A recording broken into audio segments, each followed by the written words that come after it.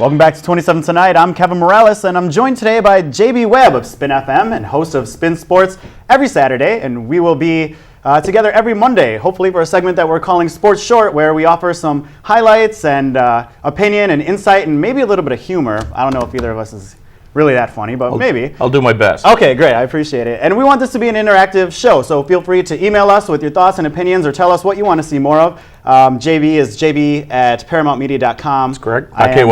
.ky. I'm K Morales at Cayman27.com.ky. JB, let's just jump right into things. Absolutely.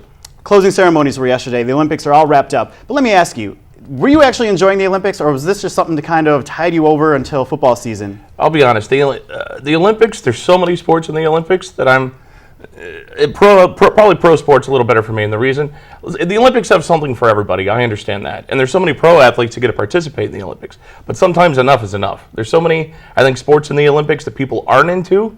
It kind of takes away from the events they are into. Right, I totally agree. There's a lot of Olympics, it's all about the personal stories, right? But sometimes you just want to watch something that you enjoy. And if I want to watch a basketball game, but I'm stuck with synchronized swimming, that kind of ruins it for me a little bit, because I'm actually invested in the USA basketball team, for instance. So I would say cut some of those events. Also, when you want to watch a football game, you pretty much know which football game you're tuning into. When it's up to NBC or IMC or whoever is covering it for you, you don't necessarily get control over rugby that. Sevens and golf in at 2016, so we'll see if that changes my opinion. Right, yeah, I definitely think it will. I'm looking forward to rugby, that's for sure. Second thing we want to address today, do people in Cayman have a right to be upset about Sidonie Mothersill and Kamar Hyman and Sean Fraser pulling out of certain events? No, the answer is no, you don't. The people have complained about, they're using this tax money and they didn't even go in their events. Not really. They get government grants every year to train. And nobody was complaining when Sidonie won gold at the Commonwealth Games. Nobody was complaining when Kamar Hyman setting new world records in Spain. Injuries happen. They thought they were going to be able to go. They go overseas. They just couldn't. Sorry, that happens. They're training year-round for something like the Olympics. You know, and the Olympics are 4 years away from each other. Injuries are going to happen. They're a part of any sport, let alone constantly training on your body and whatnot and anything else. So I think there's no way you can fault any athlete for saying, I'm injured, I don't want to make it worse. Right, and I'm sorry, but quit hating on your countrymen. You know, support people when they're injured and maybe when they don't live up to your expectations, you know. Third thing we're going to address, and probably the last one we have time for, Usain Bolt has made headlines over the weekend with this statement. Carl Lewis, I have no respect for him. The things he says about the track athletes is really downgrading for another athlete to be saying something like that about other athletes. I think he's just looking at tensions really because nobody really talks much about him.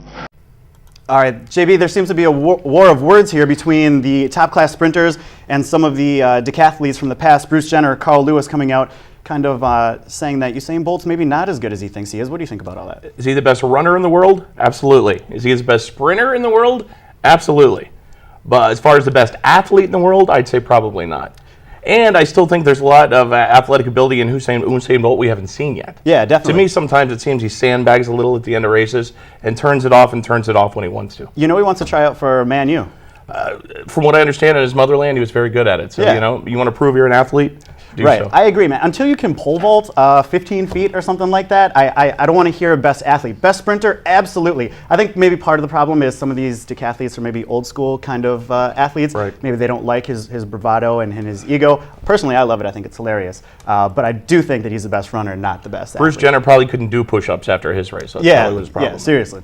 Well, that's all the time we have for Sports Short today. Remember that we want this to be an interactive segment. So if there's a sports issue you have or a strong issue that you want to tell us about, go ahead and email us. I'm at Cayman27.ky. JB is available at jb@paramountmedia.ky. That's all the time we have for sports. Hope to hear from you. John's next with your local forecast after the break.